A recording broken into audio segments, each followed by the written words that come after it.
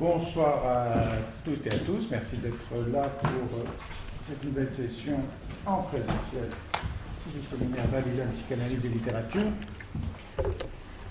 Nous avons le grand plaisir, le bonheur de recevoir, d'accueillir à nouveau, pour ceux qui étaient là la fois précédente, notre collègue et ami Sylvain Missonnier, que le docteur Balzan va présenter. Vous savez qu'il va, puisque vous êtes là, intervenir sur entre autres sur le film Rosemary Baby. Par association probablement, vous savez aussi que la session prochaine sera animée par le docteur Gérardon et qu'il donnera son point de vue, son angle sur l'exorcisme. Donc il y a une continuité évidemment, donc vous ne pouvez pas ne pas venir la fois prochaine si vous avez assisté à cette session, que vous ayez une idée relativement claire, en tout cas des représentations figurations dans les années 70-80 de la maternité, perpétuité et de ses affres et tourments. Voilà, Guillemette Balzan, que vous connaissez peut-être moins que Sylvain Missonnier, donc va nous faire le plaisir de discuter Sylvain. Guillemette est assistante dans le service de psychiatrie de l'Institut mutualiste Montsouris depuis bon nombre d'années déjà maintenant. Et en dehors de son travail de consultation, de prise en charge, d'organisation, de prise en charge auprès des adolescents et des adultes jeunes, elle anime beaucoup, maintenant, elle consacre beaucoup de temps à la psychiatrie de liaison et tout particulièrement à la psychiatrie de liaison en maternité. C'est-à-dire qu'elle et son équipe de psychologues assistent au staff, le mardi, je crois, au staff gynéco, qu'elle a contribué à former avec d'autres l'ensemble des sages-femmes pour qu'elles soient plus attentives aux premiers signes de dépression maternelle, de famille monoparentale, de PMA compliqué, de signalement pour violence conjugale, enfin tout un tas de choses importantes, là où les choses se jouent dans les interrelations précoces. Sylvain est très bien placé pour le savoir. Et donc, avec son équipe, elle assiste, elle accompagne ces maternités complexes pour tout un tas de raisons et les oriente dans des prises en charge qui permettent une prévention primaire d'excellente qualité et d'excellente nécessité. Vous savez que s'il y a une chose qui est sortie dans le plan Ségur, pour lequel on peut dire qu'il n'y a pas grand-chose qui est sorti, mais il y a une chose quand même qui est sortie, c'est l'intérêt qu'on va porter enfin, j'espère, dans les actes aux dépressions maternelles, puisqu'on va mettre en place des suivis par les sages-femmes. On sait que le nombre de dépressions maternelles est considérable et que ça a des effets, bien sûr, dès le début sur la construction de l'identité corporelle, psychique, affective, pulsionnelle de l'enfant. Enfin, c'est là que, bref, Guillemette fait un travail considérable dans le service autour de cette prévention primaire et bon, j'en profite ici pour la remercier. Et elle va nous présenter donc l'invité, M. Sylvain Missonnier. De façon très protocolaire, vraiment je vous remercie d'être ici ce soir. J'ai vraiment l'honneur et le plaisir de vous accueillir donc à l'invite. Nous allons parler dans le micro. Ah oui, c'est quoi le micro, c'est ça? C'est ça, le micro. Alors, on va présenter mon masque. Alors, j'avoue en fait, en acceptant d'être ici ce soir, j'ai eu plusieurs mouvements. Je m'autorise à dire ça un peu. Un premier qui était une certaine perplexité, même une mise à distance, peut-être des films de Polanski qui me mettent mal à l'aise. Le deuxième, peut-être un point qu'on mettra de côté, mais quand même, qui était interroge l'œuvre en regard de son auteur. Ça, c'est tout au début. Comment aborder une filmographie prolifique, et pas que des films d'ailleurs, des pièces de théâtre, un réalisateur qui est acteur, qui aussi on retrouve sur la scène de l'opéra, et qui, en faisant fi ce soir de l'inculpation de Polanski, quand même, dans des affaires depuis les années 70. Le troisième mouvement, je parle. Peut-être pas d'empathie, c'est peut-être inapproprié, mais en tout cas d'un mouvement d'approche du survivant du ghetto de Cracovie. Je trouve que c'était assez important. Donc je vais vous présenter, certes très très brièvement, regarde l'ampleur de votre œuvre, au carrefour de la philosophie, de la psychopathologie, de la psychanalyse, et surtout de la richesse de votre expérience clinique dans le champ de la périnatalité. Entre autres, parce que je pense que je ne vais pas être exhaustive, dans le service de pédiatrie, le CMP et le CAMS du Centre hospitalier Versailles, et d'autres lieux. Aussi de votre passion à transmettre les fruits de votre parcours, avec la préoccupation constante de la nécessité d'avoir une action de prévention, ce que disait Maurice à l'instant, des troubles des interactions précoces dès la grossesse, avant la naissance de l'enfant, et un engagement dans le champ clinique aussi du handicap en pédiatrie. Après une formation donc, en philosophie, vous orientez vers la psychologie, avec une thèse je crois, de 3e cycle dirigée par Monique Belowski, sur le thème de la parenté, déjà, et des interactions parent-bébé. Et vous êtes depuis plus de 10 ans professeur de psychologie clinique, je me dis si je me trompe, de la périnatalité et de la première enfance à l'Université de Paris. Vous avez dirigé jusqu'à très peu de temps, durant plusieurs années aussi, le laboratoire de psychologie clinique, psychopathologie, psychanalyse. Et vous êtes psychanalyste, membre de la SPP et président de l'Institut du virtuel Seine-Ouest. Voilà. Donc toujours dans le souci de la prévention précoce, vous créez entre autres le séminaire de recherche Le Premier Chapitre, la revue Carnet-Psy, dans la continuité de votre implication entre autres au sein de la WEM. Vous êtes aussi directeur de la collection La vie de l'enfant chez RES et Psychanalyse vivante chez Impress. Je vais utiliser un vocable, c'est peut-être pas le bon, pour citer quelques-uns de vos maîtres et compagnons de la périnatalité. Je pense bien sûr à Monique Belowski, à Serge Bovici, à Michel Soulet, auquel vous avez dédicacé, je crois, votre dernier ouvrage, une très belle dédicace, Bernard Gols, Albert Sicone, Silke, et tant d'autres. Vous êtes l'auteur et co-auteur d'au moins une quarantaine d'ouvrages de référence. C'est intéressant, Polanski a réalisé 39. Christian David, ben oui, moi je ne sais pas bien compliqué. Christian David. Oui. Donc au moins 40 livres. Donc, je crois que Roman Polanski a dû réaliser à peu près le même nombre de films. 39 ou 40 films, je crois. Donc, parmi lesquels le Foetus, en tout cas ceux que moi j'ai bien en tête, Bébé au regard de la psychanalyse. Donc ça c'est dernier, une métapsychologie périnatale avec Bernard Gols, paru au PUF en 2021. C'est un riche foisonnant qui des pionniers de la pérennité nous conduit, entre autres, mais j'ai retenu cette proposition 3e topique, ça m'intéresse beaucoup, vous en parlez. En 2012, vous dirigez le manuel de psychologie clinique de la périnatalité.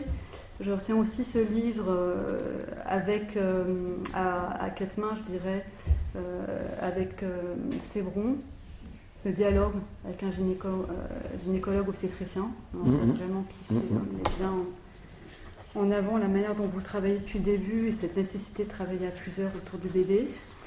Donc 9 mois pour devenir parent. Je pense aussi à la vie psychique des personnes handicapées, ce qu'elles ont à dire et que nous avons à entendre. Donc c'est aussi un collectif. Et c'est aussi cette même année 2009 que paraît Devenir parent en être humain. Donc l'ouvrage dans lequel vous développez entre autres le thème de l'entité narrative avec la mise en perspective de Stern et de Ricoeur avec ce regard clinique à partir du film de Polanski, Rosemary's Baby, donc qui est sorti ce film en 68. Ou encore en 2005, Récit, je crois que vous avez ce livre aussi, Attachement et psychanalyse pour une clinique de la narrativité avec Bernard Gols. Et une introduction peut-être au déploiement que vous donnerez à cette approche plurielle et aussi à votre intervention de ce soir.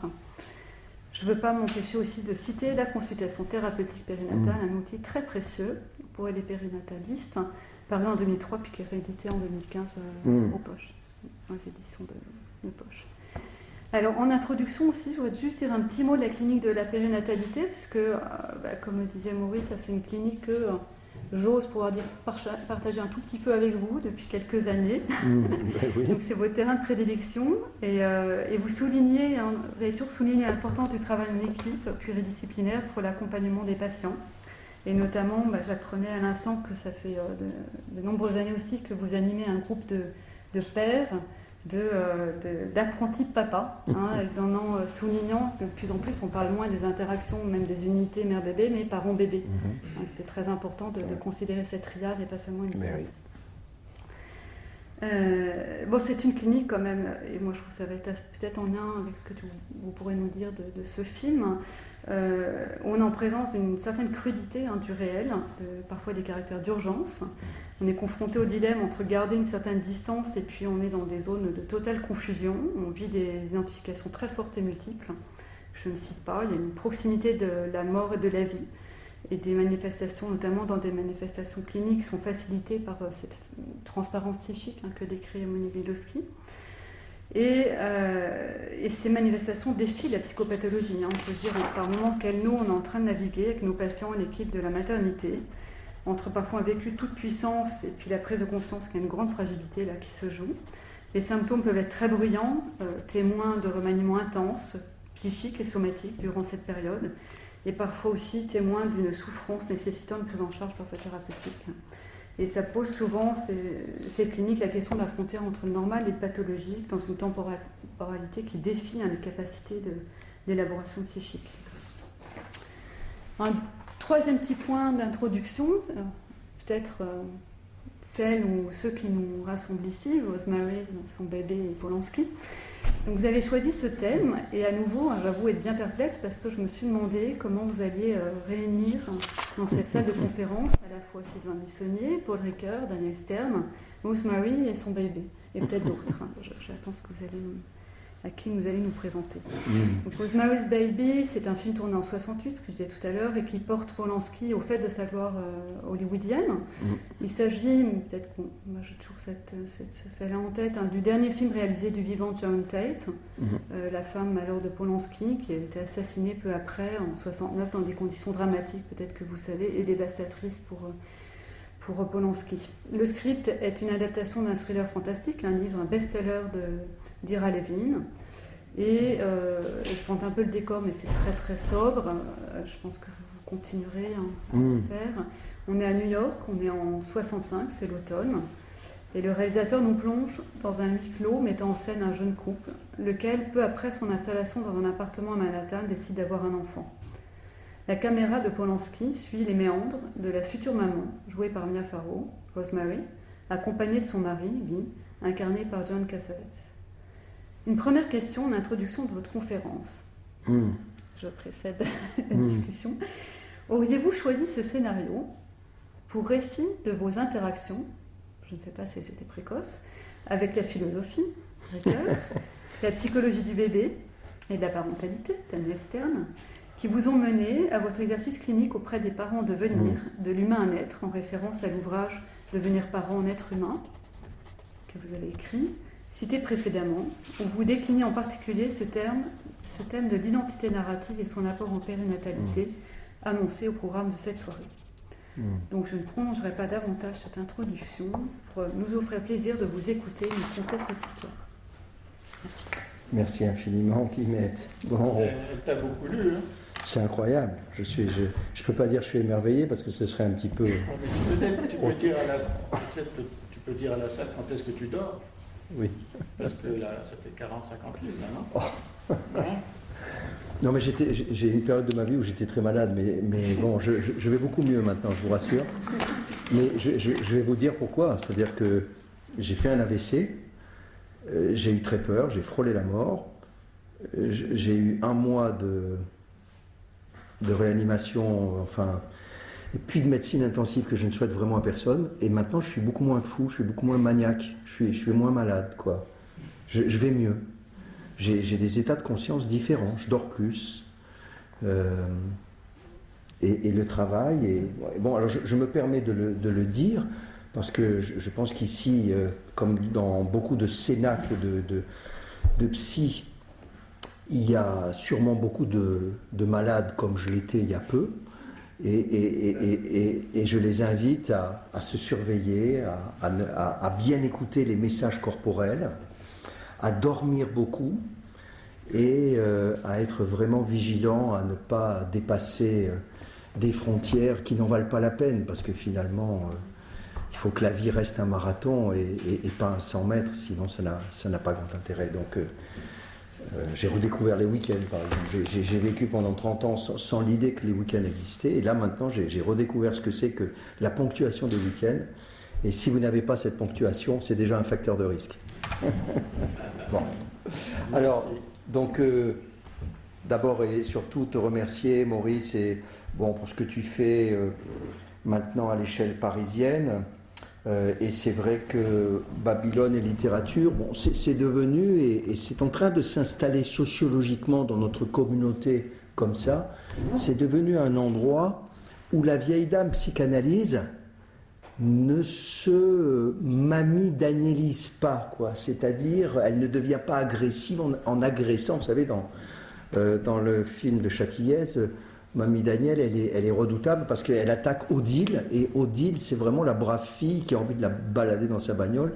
Et donc, la mamie Danielisation, c'est un processus où on attaque ses meilleurs alliés. Et c'est vrai que très souvent, la psychanalyse, elle se mamie danielise, c'est-à-dire qu'elle produit un certain nombre de phénomènes comme ça, et de prises de position qui sont sûrement d'abord et surtout dommageables pour les meilleurs alliés de la psychanalyse. Donc Babylone et littérature, c'est un endroit où la psychanalyse ne se mamie danielise pas et où la psychanalyse reste vivante, c'est-à-dire où effectivement la vieille dame est créative et n'est pas en train de nous emmerder et de ratiociner. Bon, et donc ça, c'est vraiment quelque chose de très précieux qui te ressemble, Maurice, et j'espère que c'est quelque chose qui va pouvoir se maintenir. Bon, il y aurait beaucoup à dire sur ce que tu représentes aussi à l'échelle institutionnelle et clinique, mais ça, je crois que nous sommes réunis ici et autour notamment de cela et que nous savons et que Guillemette est sans doute au cœur de tout ça et qu'elle le connaît bien.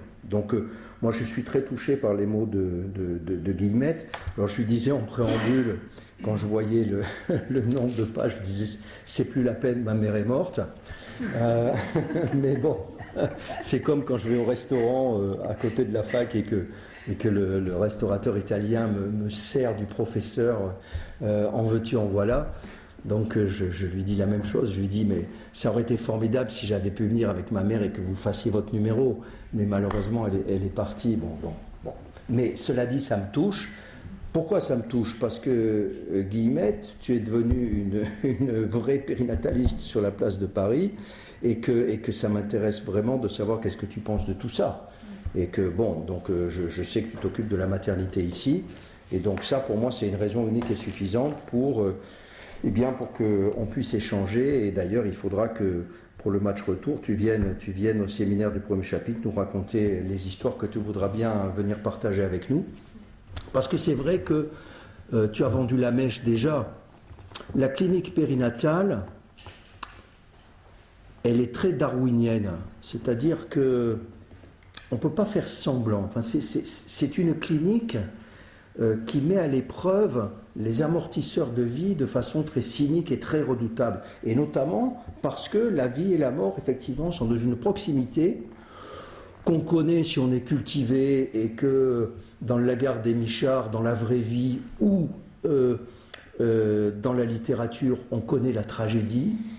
Mais outre l'espace, le huis clos de la tragédie, c'est vrai que l'espace clinique de la périnatalité est un lieu vraiment incroyable parce que, et en particulier au moment où on ne s'y attend pas, vie et mort s'entrecroisent, jouent à cache-cache, et le tragique est une sorte de virtualité, de potentialité qui peut arriver à tout moment. Alors ça peut être dans une salle de travail bien évidemment, mais ce peut être aussi, et il va être question de ça ce soir, dans le processus hyper complexe du devenir mère, du devenir père, tout en faisant couple, hein, puisque effectivement là il va s'agir d'un couple. Bon. Je vais démarrer avec une citation de l'autobiographie de Polanski qui donne une bonne part de l'essentiel. Enfin, ce sera l'épicentre et probablement la colonne vertébrale de tout ce que j'ai à vous dire ce soir. Donc c'est vraiment le premier alinéa de l'autobiographie de Polanski, et il dit ceci.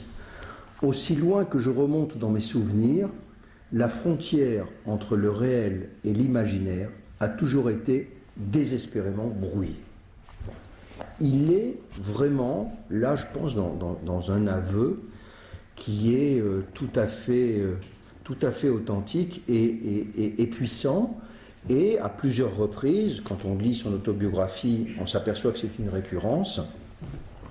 Il va dans le corps de l'œuvre, appelle ça Anzieux appelle ça le décollage, hein, c'est-à-dire ce moment précis qui fait la différence entre un Pékin qui ne sera jamais créateur et un créatif qui va décoller.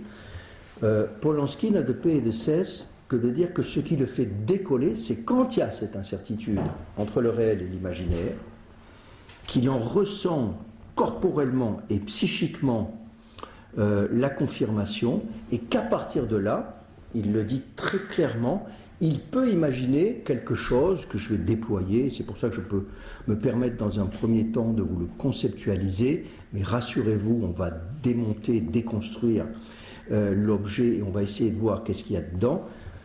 Il va faire appel à ce que Ricoeur, puis Stern, appelle la refiguration. Alors, la refiguration dans l'autobiographie de Polanski, c'est ça. J'eus soudain la révélation qu'un fil théâtral courait entre les divers événements apparents décousus de ma vie. Ces moments de triomphe et ces drames, ces joies et ces peines, ces passions, ces chagrins d'une cruauté bien réelle. Au moment où ce fil théâtral est créé par Polanski, je pense que c'est là qu'il y a vraiment le jaillissement, le surgissement de son acte créatif. Et je vous propose, et je vais m'en expliquer, on va passer un certain temps avec ça ce soir, je vous propose d'appeler ça refiguration. La refiguration, celui qui en parle, le premier qui l'a développé philosophiquement de manière très ample et explicite, c'est Paul Ricoeur.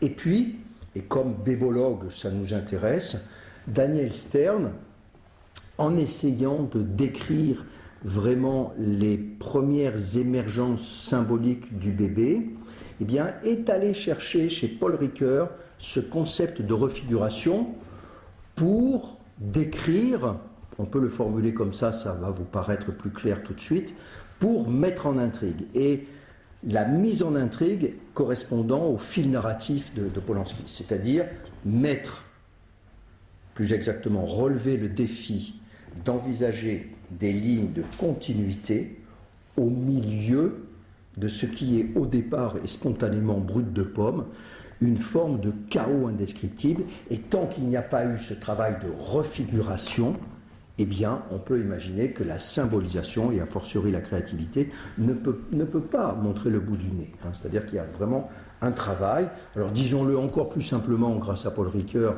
et avec sa conceptualisation de l'identité narrative, tant qu'il n'y a pas eu une mise en récit. Et nous allons parler ce soir de mise en récit comme la mise en œuvre d'un processus de refiguration qui permet d'ouvrir la porte de la symbolisation et de la créativité et qui permet d'instaurer un fil théâtral, un fil de continuité dans ce qui serait sans ça chaos et absolument incohérent. L'identité narrative, probablement qu'un certain nombre d'entre vous, peut-être parce que vous avez de la culture philosophique, le savent, peut représenter un casus belli pour des psychanalystes. Donc je vais essayer de désamorcer tout de suite ça pour vous suggérer, mais on va évidemment en discuter, c'est tout l'intérêt de cette rencontre ce soir, c'est que tout ce que je vous propose, ce ne sont que des opinions et le point d'acmé de tout ça, ça sera le plaisir de pouvoir échanger nos opinions respectives. L'opinion assez répandue, peut-être tu en as discuté avec Green, Maurice, c'est cette idée que l'herméneutique de Ricoeur, c'est une usine à gaz antipsychanalytique, tout simplement pourquoi, je vais le dire de manière un peu leste, comme on pouvait le dire dans certains milieux psychanalytiques dans les années 70, parce que Ricoeur, il est très intelligent, il est très cultivé, c'est formidable temps et récit, mais il a complètement, alors qu'il se vante en veux-tu, en voilà, d'avoir lu Freud, et force est de constater que Ricoeur a lu Freud vraiment en exégète très pointilliste, eh bien, c'est comme s'il n'avait rien compris en l'inconscient. C'est-à-dire que quand on lit de près ses travaux sur l'identité narrative et qu'on est psychanalyste, on se dit, c'est bien gentil tout ce que tu racontes, tu as bien réuni tout ce que les narrativistes ont pu dire sur la mise en récit, mais tu as juste oublié une énormité, c'est la surprise de l'inconscient et les surgissements de l'inconscient, justement très précisément au moment où un analysant est en train de mettre en récit. C'est-à-dire, au moment où un analysant est en train de mettre en récit, on pourrait imaginer la métaphore de l'historien, avec un historien de l'ancienne époque pris dans l'aliénation de croire qu'il va pouvoir mettre à jour la vérité, et donc l'analysant serait dans une tentative de mise en récit qui viendrait restituer la vérité authentique de ce qui s'est réellement passé entre lui, la concierge, le chien et son beau-père. Bon. Et ça, vous le savez, on en parlera tout à l'heure avec le passé recomposé de Pache et avec toutes les polémiques qu'il y a eu à cette époque-là. Vous savez bien que, justement, si la psychanalyse a un sens, eh bien, c'est que justement cette mise en récit, elle est indissociable du transfert et du contre-transfert, et donc de ce néo-espace-temps qui caractérise l'espace analytique, et que donc cette mise en récit dans la cure, et tous ceux d'entre nous qui ont fait un travail le savent bien, c'est que bien sûr, de temps en temps, ça peut ressembler au travail de l'historien, mais ce qui a surtout de encore plus intéressant que ce travail qui pourrait virer à une obsessionnalisation un peu obscurantiste, eh bien, c'est le surgissement, l'imprévu, les grimaces de l'inconscient qui vient faire disrupter, qui vient mettre de la déconstruction au milieu même du chantier constructiviste qu'il peut y avoir dans une mise en récit. Donc voilà. Donc moi, ce que j'aimerais vous dire à ce sujet, et encore une fois on en discutera, c'est que un certain nombre de psychanalystes ont taillé comme ça un costard un peu rapidement à Paul Ricoeur en disant formidable, très intelligent, très cultivé, mais a oublié l'inconscient. Bon. C'est un peu court. Moi, je me suis... alors, j'ai eu la chance d'arriver après ces querelles, donc j'étais instruit par ces querelles. J'avais vu une fois Green étrier Ricoeur à un colloque. À l'époque où j'étais philosophe, je trouvais qu'il y allait fort, mais en même temps, j'étais assez passionné par la santé et la faconde avec laquelle il avait taillé un costard à Ricoeur, qui était pour moi une icône de mon panthéon. Mais c'est vrai aussi que, chemin faisant, je me disais, bah oui, c'est vrai que l'inconscient est un peu désespérément absent de l'identité narrative. Bon. Il n'en reste pas moins, une fois qu'on envisage bien l'identité narrative comme n'étant pas étanche, comme n'étant pas hétérogène à l'inconscient, que si vous prenez dans votre checker tout ce qu'a amené de formidable Paul Ricoeur pour l'identité narrative et que vous y mettez une bonne giclée d'inconscient, eh bien ça va vous faire un cocktail tout à fait formidable. Et ça va faire un cocktail qui va être très intéressant. Par exemple, c'est notre fonds de commerce pour la plupart d'entre nous cliniciens, pour envisager la sémiologie et la psychopathologie de quelqu'un qui est dans un tableau, on va utiliser des termes génériques, dans un tableau post-traumatique. C'est quoi la sémiologie narrative de quelqu'un qui nous raconte un débordement traumatique récent ou lointain. Bon.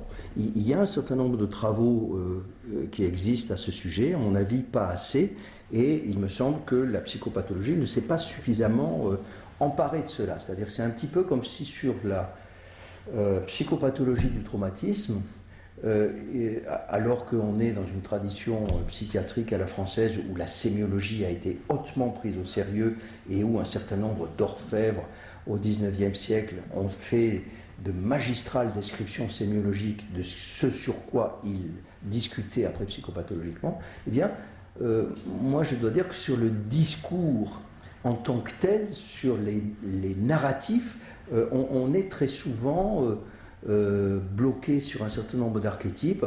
Ah oui, d'un point de vue grammatical, les temps qu'il utilise donnent l'impression que ça s'est passé il y a 3 jours, alors qu'en fait ça s'est passé il y a 6 mois. Bon, ok, une fois qu'on a dit ça, c'est bien, mais si on le répète toutes les 5 minutes et qu'on n'a que ça à dire, ça tourne un peu en rond, quoi. Et puis, alors le joker de la dissociation arrive aussi très souvent, c'est-à-dire, oui, contre-transférentiellement, j'ai du mal, comme dans une mauvaise série, à tenir le fil narratif, c'est-à-dire que j'écoute bien ce qu'il me dit, mais il y a un certain nombre de discontinuités, de barrages. J'ai du mal à percevoir ce qu'il en est de la continuité de son fil narratif, et donc j'en conclus hypothétiquement que lui-même doit avoir les armoires vraiment pas très bien rangées, parce que le bordel de ses récits est vraiment innovable. C'est un peu court aussi, vous voyez, c'est-à-dire que je dis les choses comme ça de manière un peu cavalière, parce que je crois que mon propos de ce soir, in fine, tend vers une invitation à ce que nous travaillions de manière plus affûtée ce qu'il en est de la sémiologie et de la psychopathologie qui pourra s'étayer sur cette sémiologie narrative. Alors bien sûr avec une identité narrative que je vais vous redéfinir et qui mérite évidemment de ne pas être étanche à l'inconscient. Donc quelques rappels de Ricoeur, et c'est le point commun entre Ricoeur et Stern, et c'est le point commun entre beaucoup d'entre nous, humains, fascinés, passionnés par notre condition humaine de mortels, c'est-à-dire c'est la question du temps. D'ailleurs, il m'est arrivé de penser bien souvent, quand je suis nostalgique de mes années de philosophe, je suis nostalgique de cette trivialité avec laquelle les philosophes, quelquefois au prix d'une forme d'hystérie comme ça, un peu tragique, sont dans un face-à-face, œil à œil, avec la finitude humaine et la mortalité, c'est-à-dire avec l'énigme du temps, de Chronos qui mange ses enfants et qui nous dévore.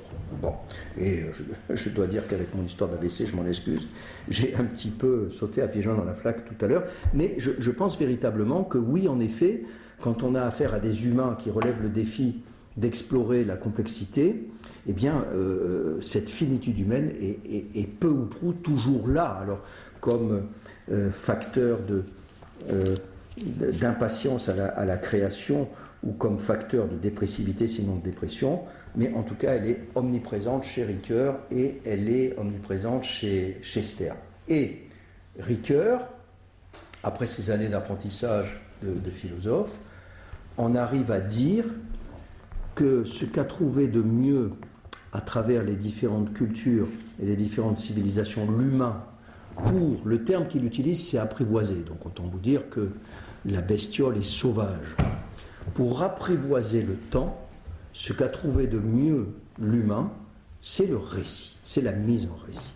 Et donc là, Ricoeur se fait anthropologue et il nous propose cette idée, on pourrait presque dire ce postulat, cet a priori anthropologique qui consiste à envisager que rentrer dans le commerce humain, rentrer dans un travail, nous dirions, de subjectivation ou d'intersubjectivation, Ricoeur dira un tissu internarratif, eh bien, rentrer dans ce tissu internarratif, rentrer dans cette intersubjectivation du tissu social, c'est tenter d'apprivoiser le temps.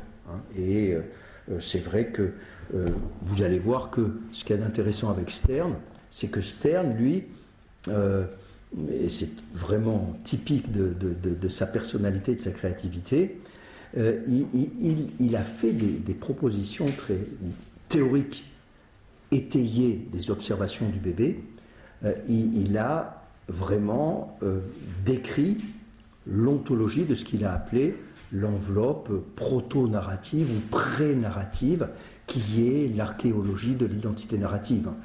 Stern a décrit l'ontogénèse de cette identité narrative, mais Stern et Ricoeur sont tous les deux de mèche, sont tous les deux parfaitement d'accord pour dire que ce soit pour le bébé ou que ce soit pour un adulte confronté à des péripéties de la vie, il s'agit, dans la mise en récit, d'un apprivoisement de la finitude et de Chronos.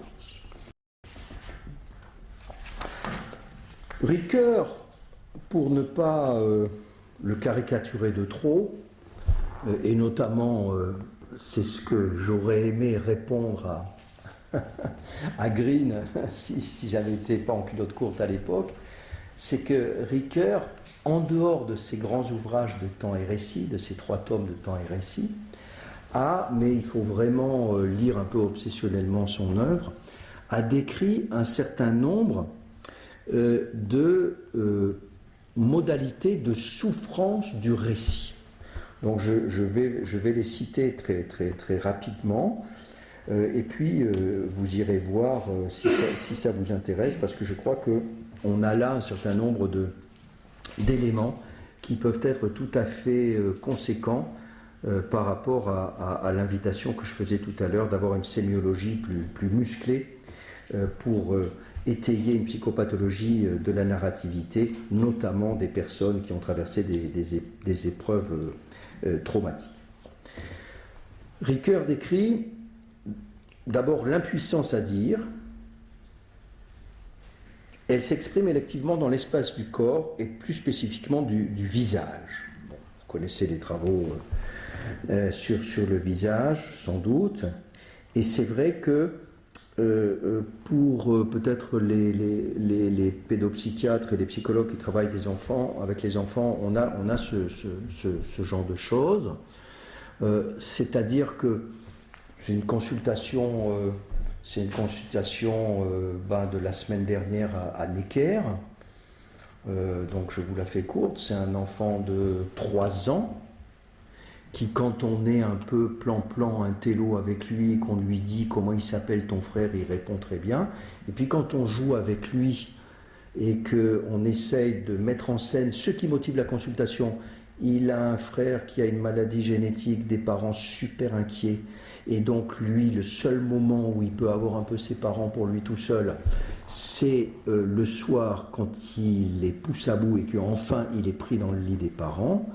Donc nous mettons en scène avec lui et la collègue avec qui je fais les consultations, lui et son frère dans la même chambre, ses parents qui dorment à côté.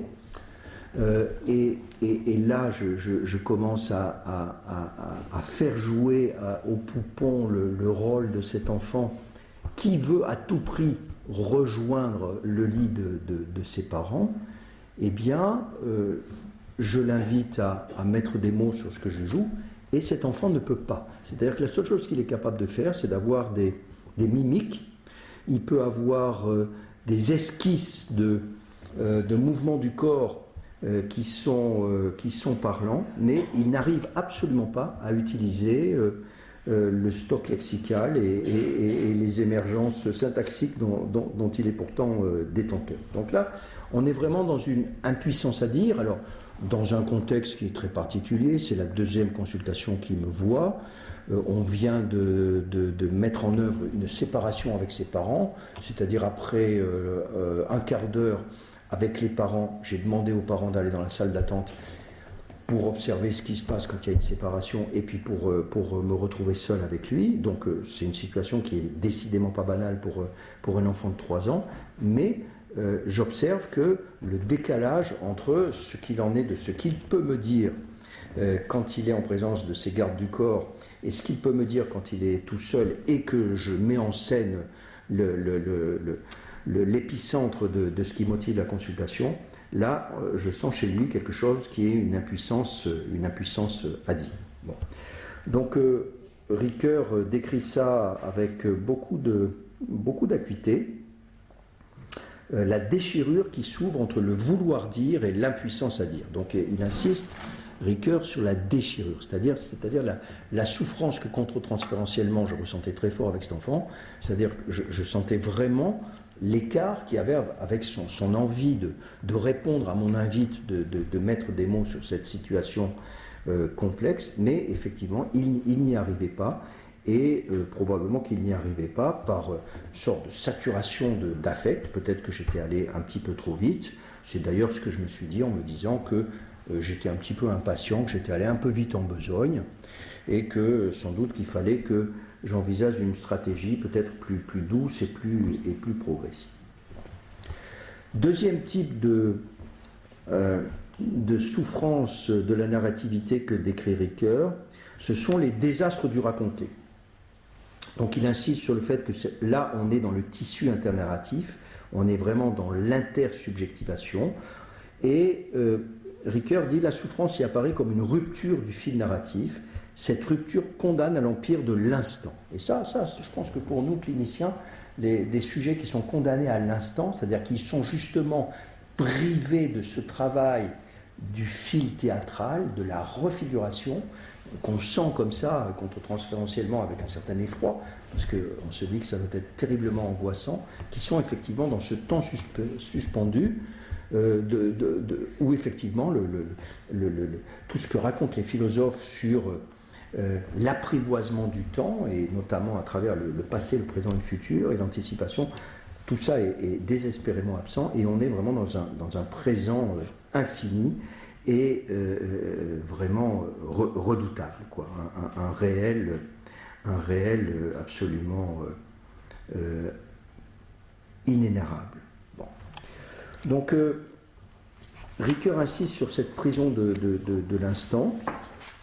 Ça lui échappe pas, il a lu pas mal de psy, donc il dit ça existe, je le sens souvent présent quand je lis des descriptions de cliniques du traumatisme, et il insiste aussi, parce qu'il a lu les premiers textes freudiens sur l'hystérique souffre de réminiscence, il fabrique une sorte de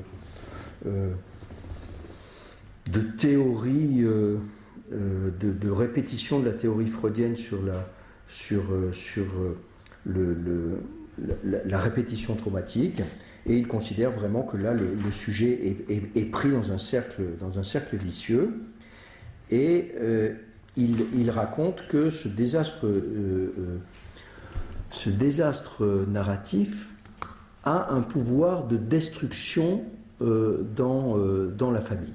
Et là, je vous propose une petite illustration clinique vraiment macroscopique.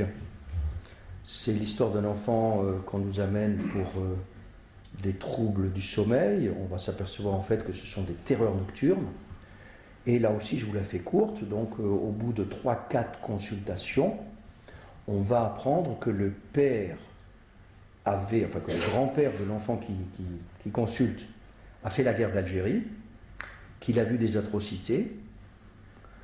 Le fils nous dit enfin que son père lui a dit le père de l'enfant nous dit que le grand-père a vu des tortures, et que donc il a eu toute son adolescence et ses premières années d'adulte, où il vivait chez ses parents, avec 1 à 2 fois par semaine son père qui se réveillait en hurlant la nuit, et en se mettant à courir dans l'appartement. Donc vraiment une sorte de terreur comme ça, absolument incroyable, qui s'est révélée être assez corrélée avec la façon dont ce jeune père vivait des réveils assez banaux de son fils, mais que lui revivait avec cet arrière-fond et cette répétition.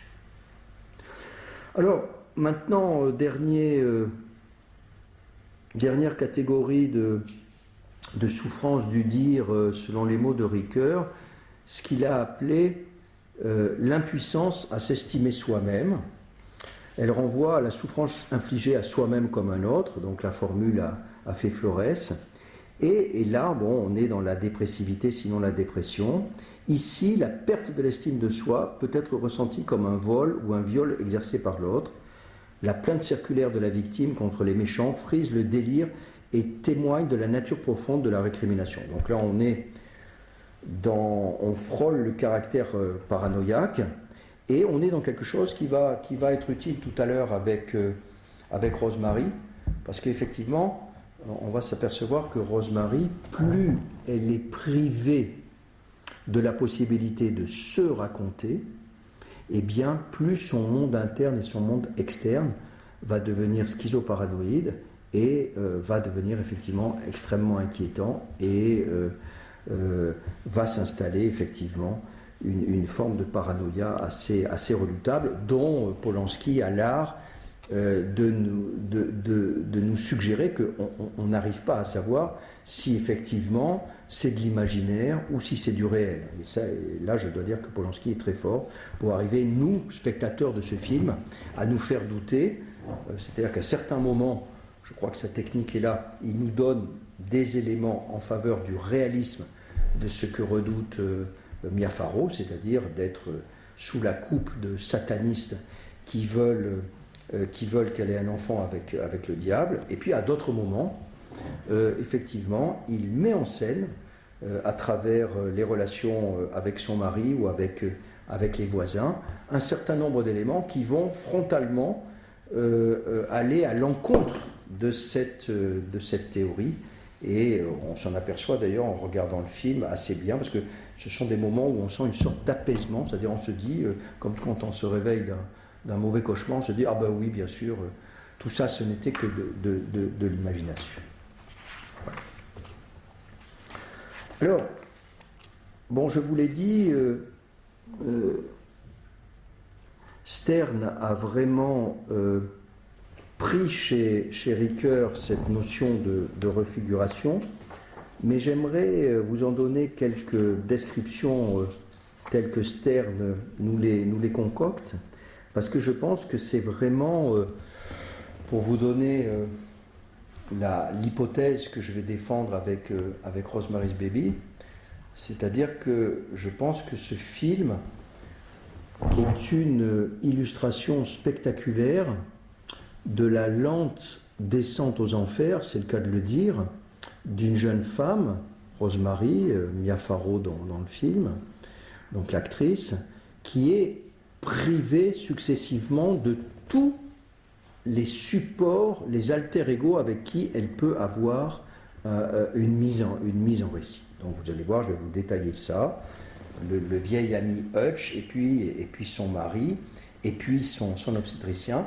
Tous ces braves gens vont être des objets décevants, c'est-à-dire qu'alors qu'ils étaient au départ des personnes avec qui elle pouvait faire ce travail de refiguration, lentement et sûrement ça va disparaître.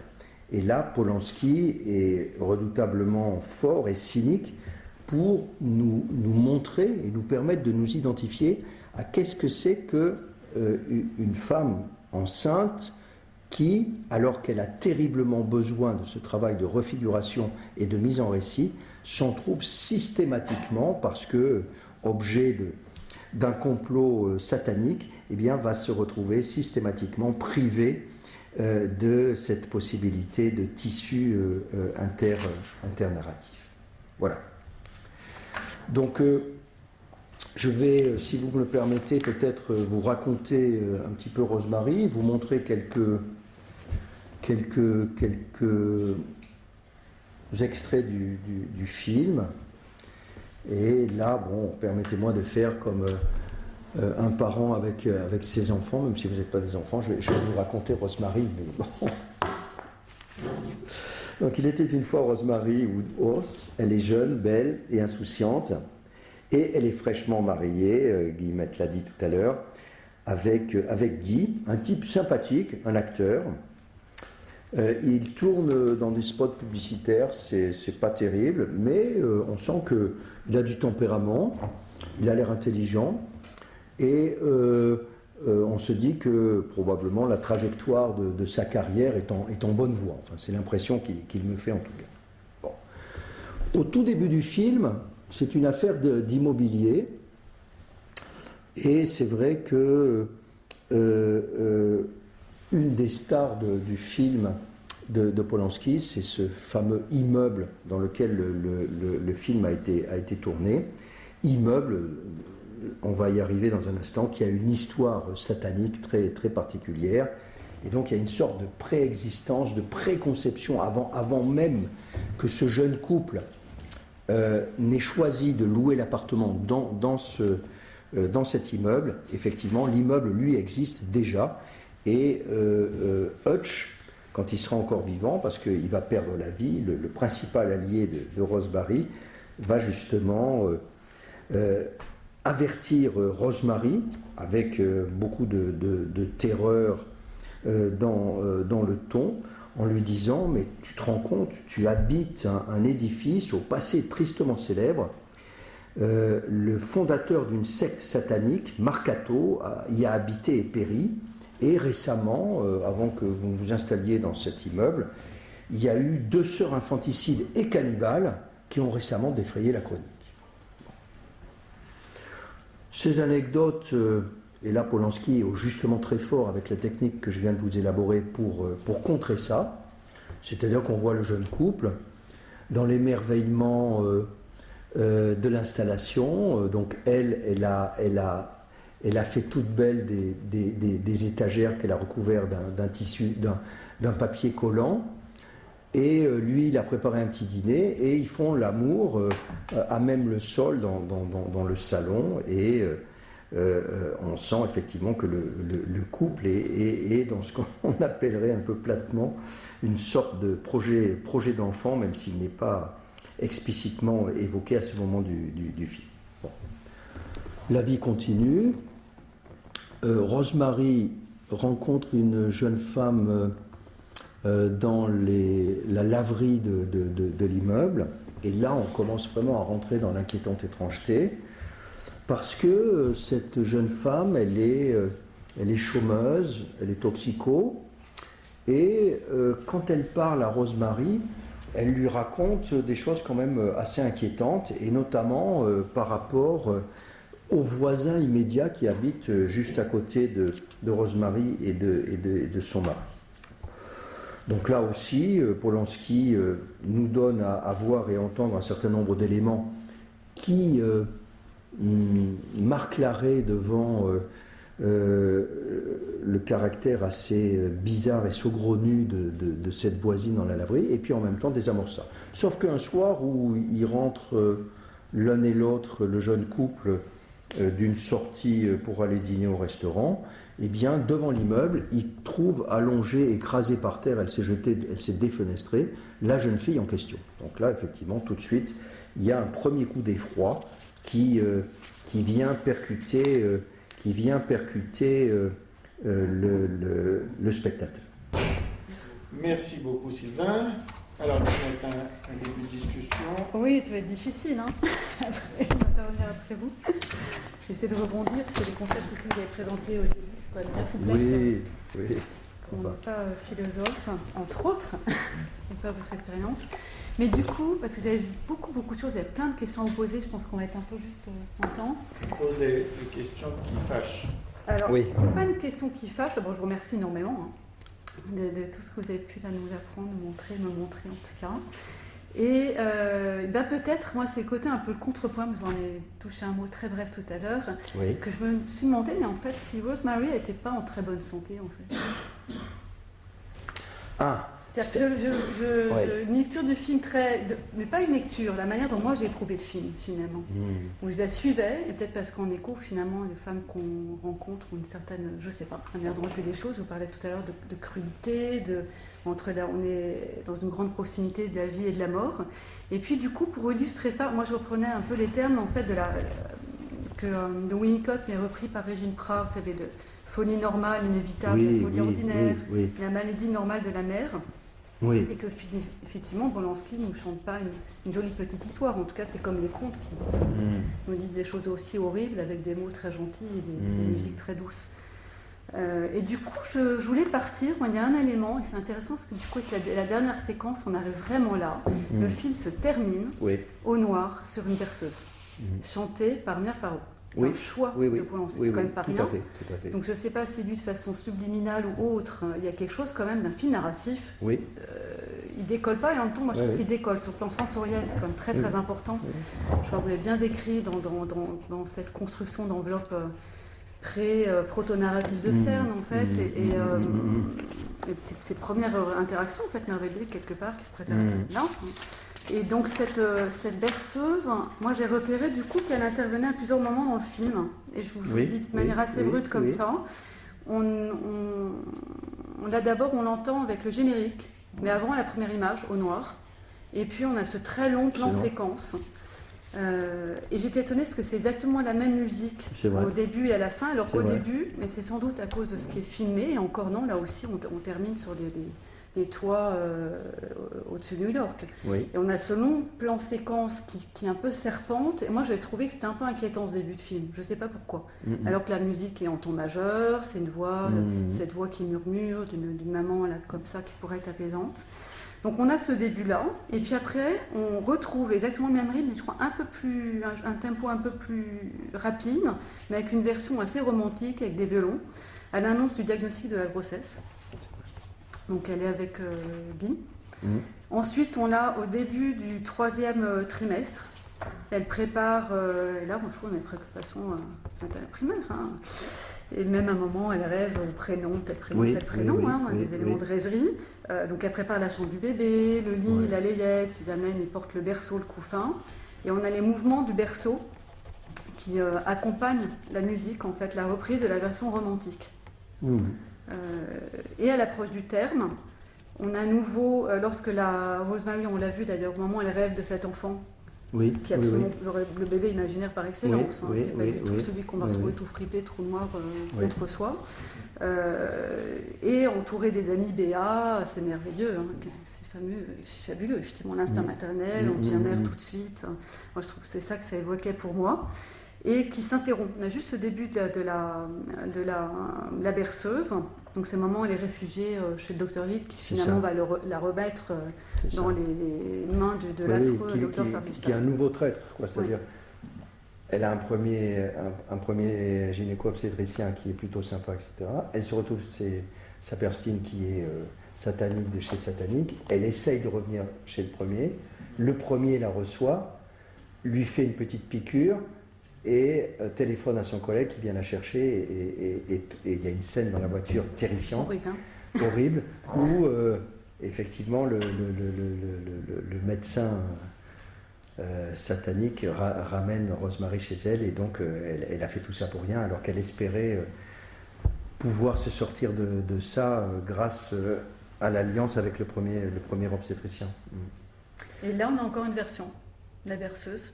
Pas très sympathique, il y a un fond jazzy, des notes aiguës métalliques. Et on n'est pas loin du pré-travail, parce qu'elle arrive à la maison et finalement elle se met en travail. Et dans des conditions, moi je trouve aussi terrifiques que la fécondation. C'est avec ça. Toute avec le côté toute la fantasmatique, je pense, qui est crue, mais qui est mais c'est formidable, Guillemette, cette perspective d'avoir repéré la berceuse, parce que bon, dans ce petit bouquin que vous avez eu la gentillesse d'évoquer, la récit, attachement et psychanalyse, il y a un chapitre d'Alberto Konieczekis sur la berceuse. Et donc, jouons avec ça. Si c'est pas juste, on fait de mal à personne.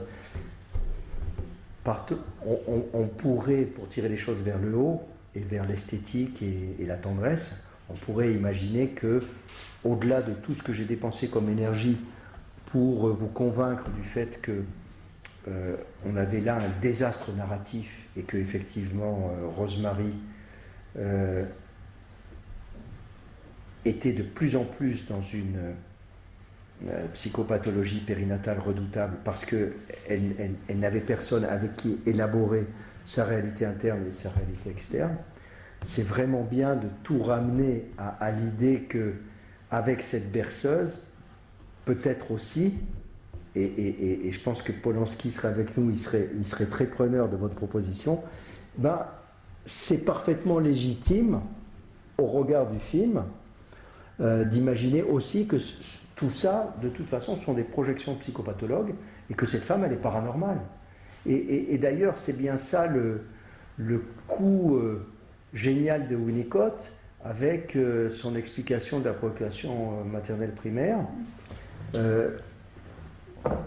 qu'il décrit comme étant aux confins de la folie. Et une folie d'ailleurs qui a un rapport, enfin ça correspond vraiment à quelque chose que j'ai pu découvrir grâce à la clinique et auquel je tiens beaucoup, c'est le couteau de Rosemary dans la scène de la fin, c'est-à-dire, pour le dire de manière lapidaire,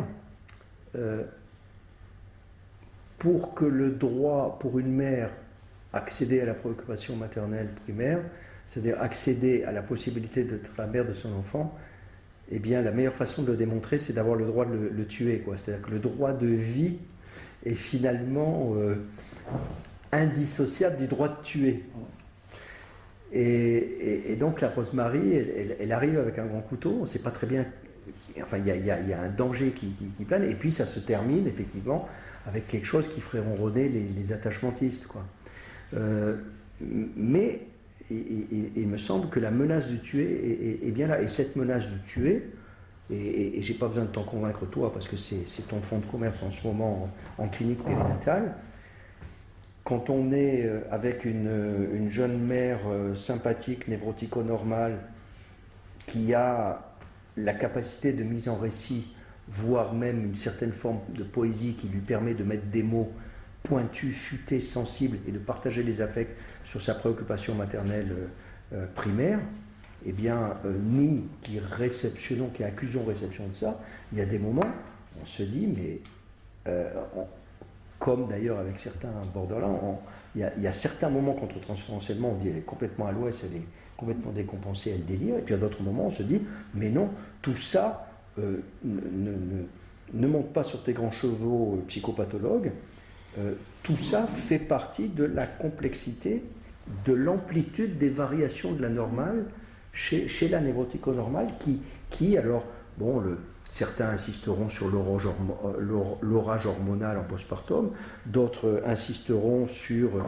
le déménagement du bébé dedans qui passe dehors, d'autres insisteront sur ce que m'ont dit un certain nombre de mères, philosophes, on en revient à ce que je disais au début sur la finitude et la condition humaine, des mères qui disent « Ah là, qu'est-ce que j'ai cogité pendant ma grossesse? J'ai vraiment cogité 3 milliards de choses. Mais il y a une chose que je n'avais pas imaginée, et c'est dit par une mère à côté de son bébé, là, dans son berceau en plexiglas transparent. Je n'avais jamais imaginé que, maintenant qu'il est là, et compte tenu de la première nuit que je viens de passer avec lui, j'allais devoir m'occuper comme ça de lui, de cette façon-là. Et nous dirions de cette façon passionnelle qu'une jeune mère peut avoir de s'occuper de son bébé. Et comme une surprise, et moi j'ai toujours trouvé une signature du névrotico-normal qui va bien, qu'une mère qui ose souligner l'imprévu, quoi. Et tout en disant, j'ai beaucoup cogité pendant la grossesse, mais ça c'est vraiment incroyable, ce sentiment que j'ai, voilà, et que je vais devoir m'occuper de cet enfant. Encore une petite? Oui, c'est la bien, je vais rejoindre en fait, je pense votre... J'avais plein de choses, on en parlera un autre moment. L'histoire du regard, la première rencontre.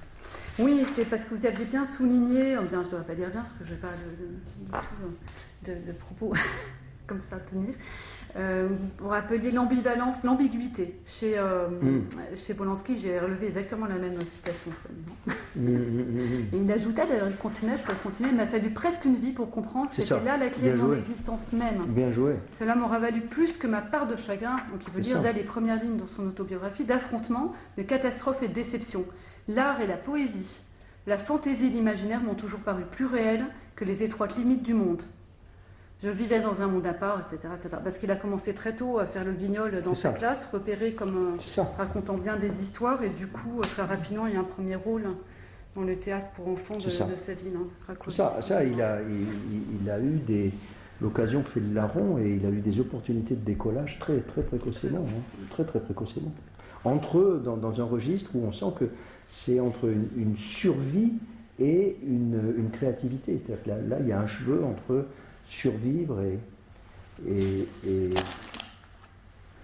comme il le dit, quoi, c'est-à-dire explorer ses potentiels, quoi. Avec quand même, dans cette créativité, et on ne peut pas forcément lui en vouloir, un passage quasi obligé par une identification à l'agresseur. Oui. Oui, c'est vrai. C'est bien que ça soit dit dans la soirée. Ce qui est une forme ultime de résilience, mon cher. Mais oui. De s'identifier à l'agresseur. C'est ça. C'est ça. Parce que le sataniste en chef, il s'appelle Roman. Oui. Et Adrian, c'est le Castanet, qui est un anagramme de Casavets. C'est ça. Donc il a le beau rôle, il a le rôle. Oui. Bon, il est le Deus ex machina de tout ça. Ouais. Et moi, je crois que c'est un personnage important, et que l'autre personnage important, c'est la maison. Et oui. Alors, pour l'anecdote, cette maison, Oui. elle est célèbre aussi parce que John Lennon a pris une balle. Oui, juste Vraiment, il fallait juste pas en dessous. l'éviter. Mais surtout, l'association que je fais moi, c'est que dans les films d'horreur, les maisons, c'est très important. Oui. Oui, oui. Chez Hitchcock, Psycho, Norman Bates, il a un hôtel qui ressemble à C'est ton hôtel. Mm. Nicholson dans Shining, il a un hôtel qui s'appelle l'hôtel Hearst. Bon.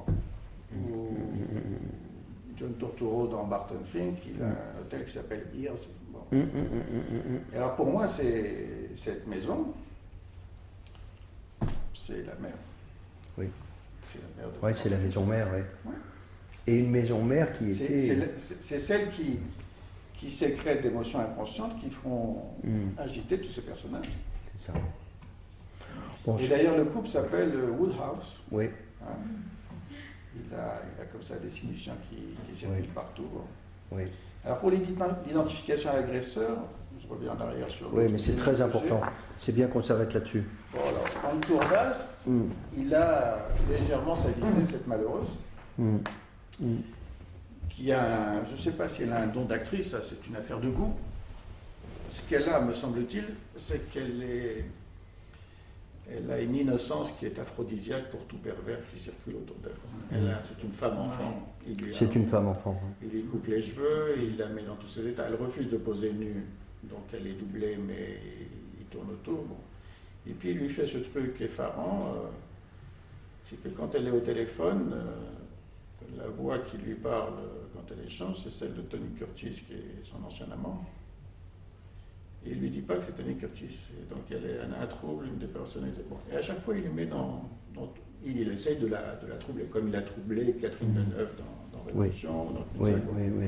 Alors, il ne fait pas ce que Bertolucci, ce salopard, a fait à Maria Schneider en l'avertissant pas de ce que Marlon Brando allait faire dans Le Dernier Tango. Mais il y a ce sadisme de cette époque, des réalisateurs, qui s'autorisent, c'est ça, sous prétexte d'une identification à l'agresseur qui leur permet une figuration, d'être... La différence entre Anna Freud et Ferenczi sur l'identification à l'agresseur, c'est que Ferenczi, qui est un humaniste, un empathique, dit que cette façon de s'identifier à l'agresseur, c'est pour garder une relation de tendresse avec lui, etc., etc. Et tandis que l'autre, Anna Freud, elle dit qu'on imite l'agresseur et on fait aux autres ce qui nous a été fait, ce qui est peut-être la plus grande forme de résilience, c'est d'emmerder les autres comme ils nous ont emmerdés, de manière inconsciente ou préconsciente. Oui. Bon. Non, mais ça, je crois que c'est très très important. Et quand on lit de près, peut-être certains d'entre vous l'ont fait, les échanges qu'il a eus avec la seule personne dont il a reconnu qu'il l'avait vraiment agressé sexuellement, Samantha Gailey, là, en 77, on a une illustration et un aveu de cette identification à l'agresseur qui est spectaculaire. Alors, si on revient un peu avec les Legos que j'ai essayé de manier ce soir, on pourrait dire que ce langage d'action là, dans Rosemary, il est barré par l'identification à l'agresseur. Enfin, en tout cas, il est gouverné par... Il est sous l'emprise despotique de cette identification à l'agresseur. Oui, est-ce que c'est pour ça qu'on a surtout de l'angoisse, il n'y a pas d'affect dans le film? Mais tu vois que cette femme au milieu de nous, là, femme au milieu de nous, elle nous balance que la ritournelle la berceuse. De la berceuse. Et d'où cette Mia Farrow a hérité de cette berceuse, si ce n'est de sa mère. Hein? Non, mais le message, là, moi, je trouve le message d'espoir, il est là. C'est mais oui. La musique. Et que avant que Bella, la mère de Roman, parte dans son camp, elle a dû les chanter. Il y a eu il y a eu des heures et des heures de berceuse. Enfin, on peut l'imaginer. Enfin, en tout cas, qu'elles peuvent on peut. Peut-être que c'est une issue pour nos rêves de l'année prochaine. Y compris que cette mère puisse bercer cet enfant devenu monstrueux, qui fait de l'identification à l'agresseur. C'est ça. avec effectivement cette fin rythmique, là où il y a cette grosse affreuse là qui berce comme une sauvage. Les deux figures sont là. Ouais, et elle qui dit non, halte là, et qui, elle, va avoir le bon rythme, quoi. Enfin, c'est quelque chose qui passe. Alors, le séminaire Babylone est le seul séminaire encore en activité où la salle a le droit à une ou deux questions. Oh. Moi, je voulais. Et évidemment, on remercie énormément du maître. J'espère. Parce que les questions sont pertinentes et je viens j'allais dire de la casserelle, non, c'est pas Non, mais excessif. c'est trop de... Mais elle va envoyer toutes les autres questions. Oui, et puis on va en discuter. On va discuter, non, parce que c'est fort, la berceuse, c'est formidable. C'est des questions. C'est curieux de voir comment M. Polanski, qui manipule le film, il sait de quoi il raconte, en fait. Il manipule tout ça, l'étrangeté, il surprend les gens, et en même temps, en fait, finalement, il y a quand même deux, on a parlé des agressions sexuelles aux États-Unis, une autre en France. Il y a une séduction chez Polanski. Est-ce qu'il est si innocent que ça? Et tout à l'heure, il a effleuré, Maurice, quelque chose de pervers. Est-ce qu'on n'est pas en quelqu'un c'est un pervers narcissique? Oui. Non, disons que je pense. Ouais. Est-ce que le film, est-ce que tout ça, sa filmographie, bien sûr, il a fait, il n'y a pas de longtemps, Dreyfus. Le j'accuse. Le j'accuse, bien sûr. Il accuse qui? Comment ça se passe, tout simplement? Une question. Voilà. On s'attendait à cette question. Effectivement, On s'attendait à cette il question. n'aurait dit rien à ce cinéaste, à ce grand romancier. On s'attendait à cette question et on va. Mais elle est incontournable, c'est bien qu'elle arrive. Sauf si tu es d'accord, sauf si tu n'es pas d'accord, on va l'éviter. Enfin, bon, moi j'aimerais juste imaginer que je dire à un revers, Oui. c'est pas une contradiction, c'est un revers. Moi j'ai dit traumatophilie. Oui, Et c'est vrai que, mais j'aurais grand plaisir à en discuter avec vous, Je vois des mouvements de tête. Je t'ai dit d'éviter cette question. c'est-à-dire c'est le double feuillet tout à fait. entre pervers narcissique et traumatophilie. Madame Robin, j'ai vu votre tête bouger. Le micro à Madame Robin. Eh oui, je suis là pour voir le public bouger dans son langage corporel. Alors, traumatophilie, perversion, mélange les deux, causalité. Ouais. Oui, répétition traumatique, certainement. Une traumatophilie, le trauma, enfin, peut-être en percevant ces scènes, moi ça me faisait réagir dans l'agression sexuelle, dans ce traumatophilie, mais là il est être du côté du criminel. Enfin, il y a la question de, comment dire, qu'est-ce qu'il répète d'une scène précédente et qu'est-ce qu'on sait des scènes précédentes pour parler de répétition. Là, si on se situe de son côté à elle, en tout cas, je trouve qu'il montre je trouve qu'il donne à voir ce que peut être dans une agression sexuelle le fait de reconnaître le regard du père violeur sur la femme violée pour elle dans la question de l'attachement à l'enfant. Enfin, c'est vrai que moi je ne m'étais pas représentée comme ça, dans la façon dont ce film pourrait montrer ça. Qu'est-ce qui reconnaître le regard d'un père violeur quand une femme accouche d'un enfant dont elle a été qui est issu d'un viol. Même sans être issue, d'avoir vécu un viol et que Car c'est un viol. l'accès à C'est un viol nécrophilique, dit le mari. J'ai eu l'impression d'être un nécrophile. Oui. C'est le deuil mort. Oui. La seule mort qu'on connaisse dans cette histoire, c'est un partenaire. Alors, ça fait que nous, par rapport aux situations de patients qu'on voit, de patients qui ont vécu comme ça toutes sortes de traumatismes, et aux familles qu'on voit, et aux familles d'artistes, on peut voir aussi, on voit à quel point parfois les créations artistiques sont tellement peu déplacées de la vie réelle des acteurs, des réalisateurs, etc. C'est troublant de voir la part de sublimation ou bien juste de répétition traumatique dans la création artistique.